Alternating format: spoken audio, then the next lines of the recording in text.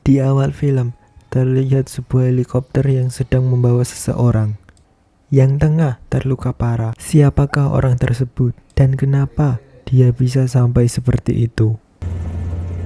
A river. Pushing ourselves into those cold, dark corners. The loudest. Mundur ke 3 hari sebelum kejadian, di pangkalan udara Bagram, terlihat 2 orang yang tengah berlomba lari.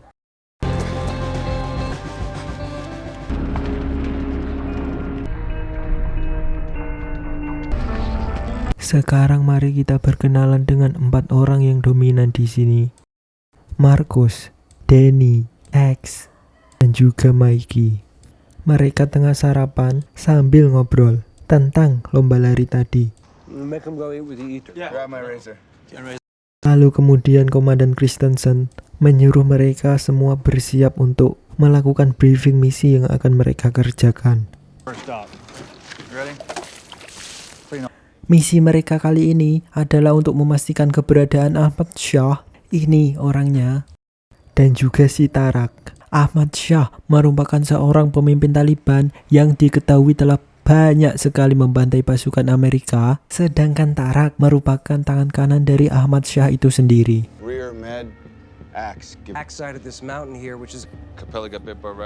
Mereka akan berjalan kaki dan melewati titik pos yang telah mereka tentukan. Dan saat mereka menemukan Ahmad Shah, maka status mereka adalah Rick James. Mereka akan berangkat pada sore hari menggunakan 2 Chinook dan 2 Apache. Setelah mereka berempat diturunkan, Apache akan tinggal di Jebat atau pangkalan terdekat dengan tempat misi mereka. Sedangkan Chinook akan kembali ke pangkalan Bagram. Sore harinya mereka semua bersiap, menyiapkan semua peralatan yang akan mereka bawa. 2-bys, 4-bys, 6-bys. Here's that bend and go. Motivations for cowards. I'm a lover. And sneak out the back door when I'll wine, dine, intertwine.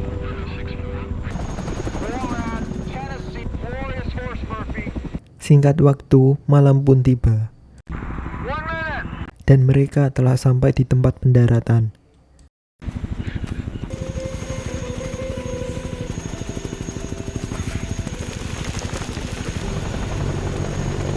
Mulai dari sini, mereka berempat akan melanjutkan perjalanan dengan berjalan kaki. 01 is Miller. Spartan base, I copy.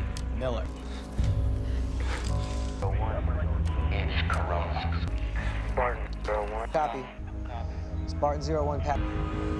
Satu persatu titik pos telah mereka lewati, sampai akhirnya mereka berempat sampai di titik pos terakhir. Lalu Mikey dan Markus menuruni tebing tersebut untuk mengamati keadaan di sekitar. Dan ya, terlihat banyak sekali orang di bawah sana. Sementara itu Danny mencoba menghubungi markas, akan tetapi terjadi gangguan komunikasi di sini.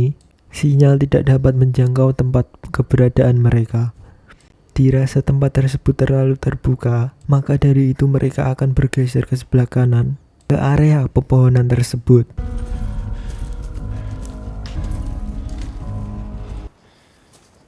Setelah sampai di tempat yang dimaksud, Mikey dan Markus melanjutkan pengintaian mereka. Terlihat lebih banyak lagi para Taliban yang membawa senjata lengkap. Sampai akhirnya Mikey mendapatkan sesuatu, lalu kemudian teropongnya diberikan kepada Markus.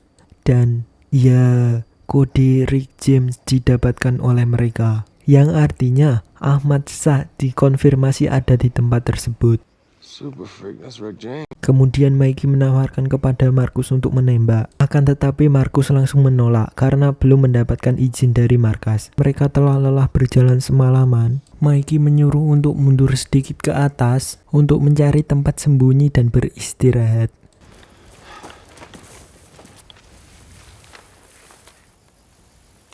Danny yang tengah berjaga mendengarkan sesuatu dari bawah. Dan itu adalah segerombolan kambing yang tengah mencari makan, bersama dengan 3 orang penggembala.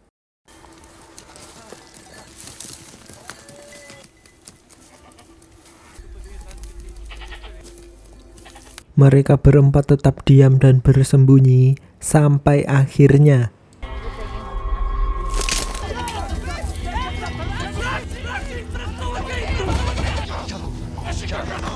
seorang bocah menginjak kaki Markus. Karena panik, bocah satunya lagi langsung lari dan ditangkap oleh X. Sementara itu, si kakek membawa sebuah radio. Apakah radio tersebut untuk tukang bakso? Jelas bukan, karena radio itu untuk para Taliban yang ada di bawah sana. Mereka tidak tahu apa yang akan mereka lakukan. Sehingga Mikey mencoba menghubungi markas. Berulang kali Mikey mencoba menghubungi markas. Akhirnya telepon bisa terhubung. Namun saat itu Komandan Christensen tengah tidur.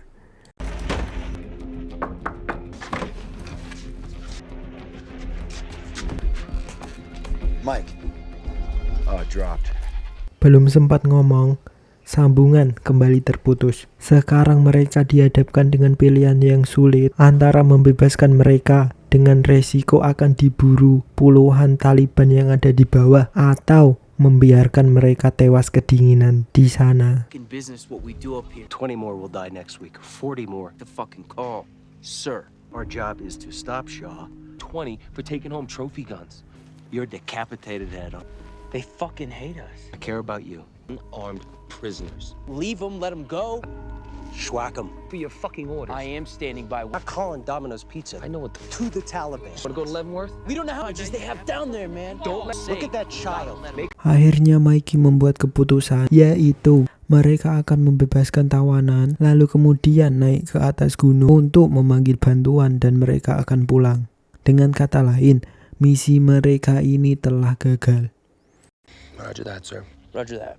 Sementara itu di Bagram, mereka masih mencoba menghubungi Mikey dan kawan-kawan. Ada situasi apa sehingga Mikey tadi menelpon. Sedangkan di Jebat, 2 helikopter Apache harus meninggalkan pangkalan karena mereka mendapatkan panggilan dari tim lain yang tengah bertempur. Troops in contact.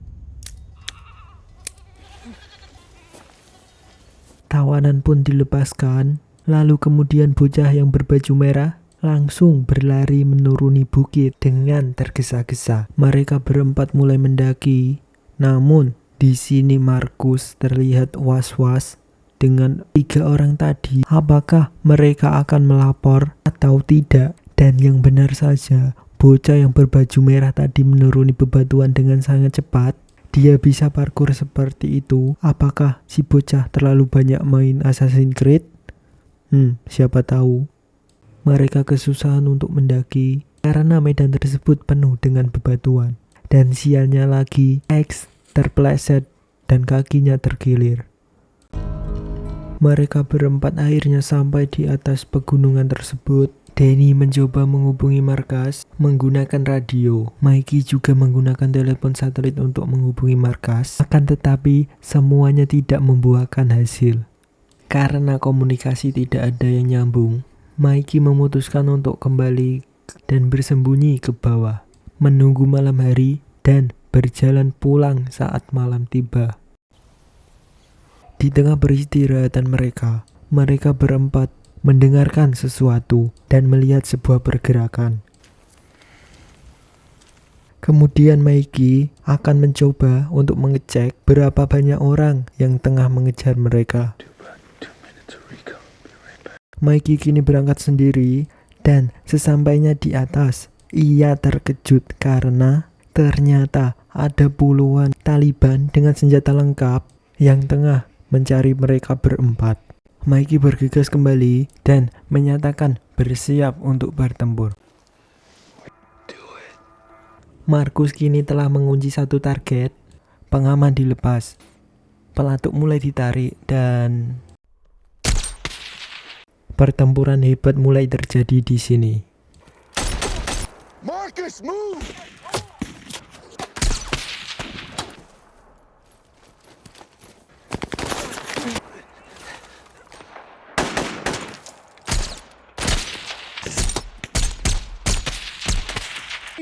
This is Spartan. QRF troops in contact. Oh, fuck!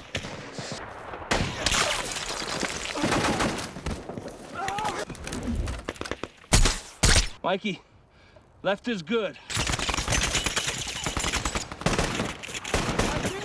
Kini mereka diserang dari berbagai arah. Jalan satu-satunya bagi mereka adalah mundur. Akan tetapi belakang mereka adalah sebuah jurang yang sangat dalam. Mereka berempat berkumpul dan kemudian melompat bersama.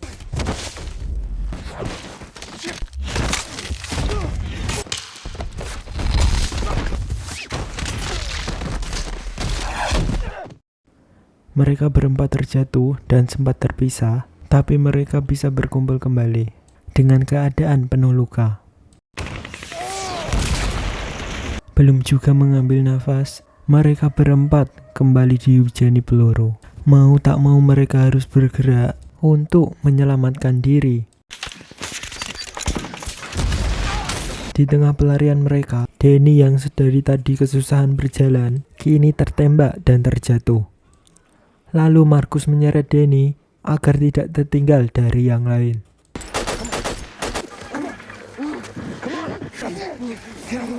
Kini mereka berempat akhirnya mendapatkan tempat persembunyian yang baru dan dirasa suasana sudah cukup aman. Kini Markus mencoba memeriksa teman-temannya satu persatu, dimulai dari Danny yang terluka paling parah. Suck it the fuck up, okay, Danny? Sekarang giliran Mikey, ia tertembak di perut. Lalu si Markus menyuruh untuk menutup lukanya dengan tanah. Sedangkan X yang sudah terlihat terluka parah menolak untuk diperiksa Markus. Mikey, how they getting so fat? Danny yang sudah tidak bisa menahan rasa sakit, kini ia mulai membuat kebisingan. Sehingga hal tersebut menarik perhatian para Taliban yang sedang mencari mereka. Mereka tak punya pilihan lain selain mundur. Dan lagi-lagi yang di belakang mereka adalah sebuah jurang.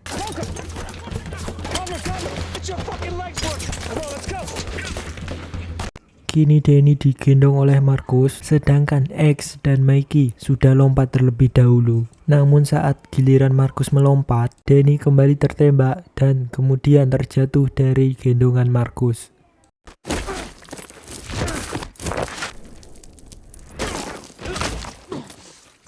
Danny yang tertinggal di atas pun akhirnya tertangkap oleh para Taliban. Sementara yang di bawah, mereka belum sempat bangun, tetapi mereka tetap diajar habis-habisan. X yang menyadari mereka hanya ada bertiga, kemudian menanyakan keberadaan Danny. Markus pun bilang kalau Danny tertinggal di atas.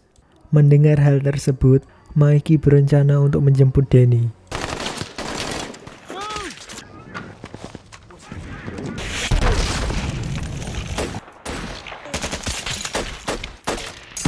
Mikey menyadari bahwa mereka tidak akan pernah bisa kembali ke atas lagi. Mikey berniat untuk menuju tepi tebing tersebut untuk memanggil bantuan. Lalu ia memberikan sisa pelurunya kepada Markus karena ia tahu ia pasti tidak akan selamat.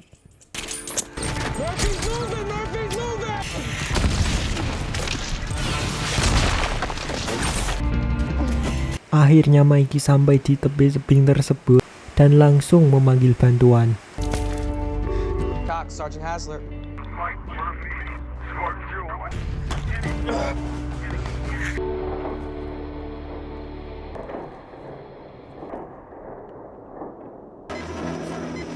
Mendengar kabar tersebut, Christensen kemudian bergegas menyusul mereka.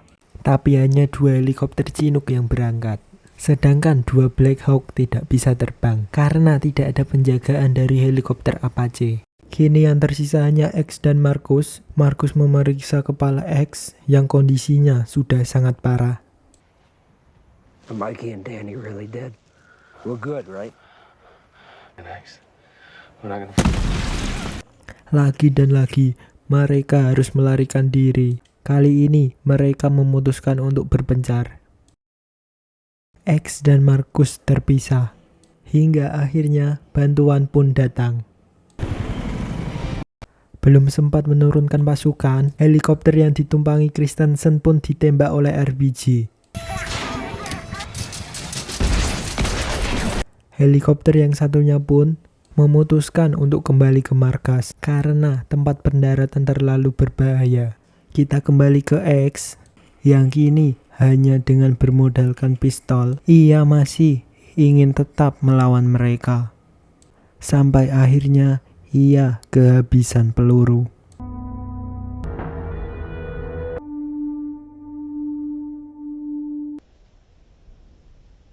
Kini yang tersisa hanya Markus seorang diri. Di saat ia berteriak memanggil-manggil X, lagi-lagi Markus dihantam oleh roket dan harus jatuh untuk kesekian kalinya.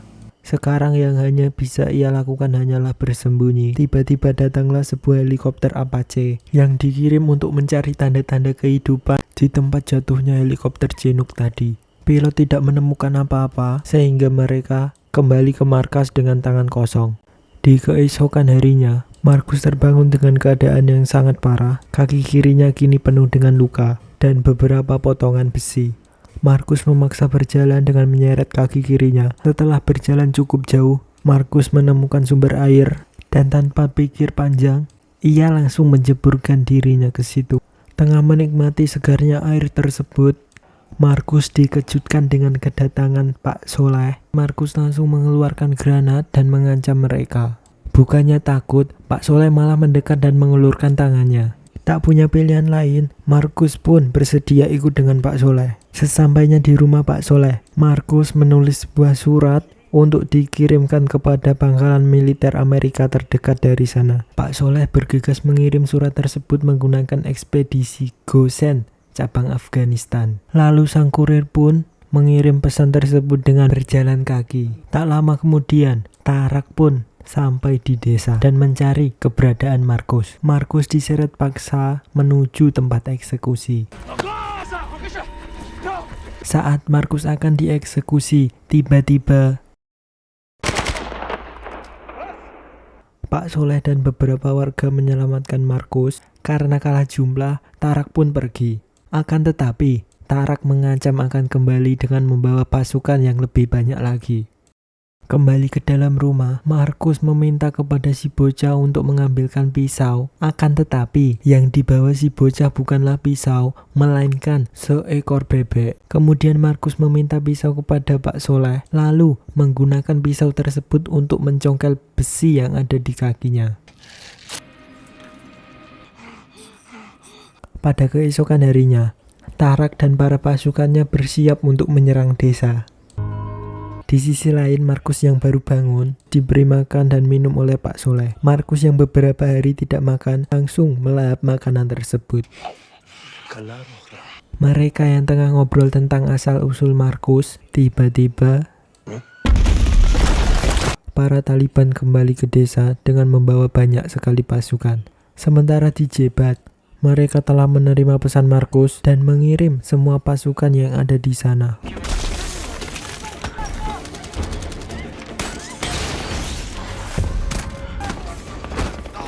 Pak Soleh berhasil membunuh Tarak, sedangkan si Markus berhasil membunuh satu orang dengan pisau.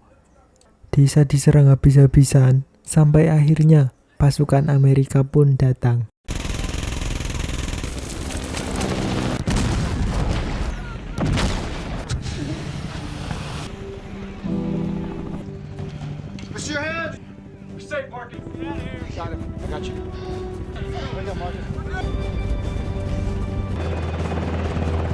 Akhirnya film pun selesai dan di akhir film diperlihatkan foto asli dari para tokoh-tokoh yang ada di film ini.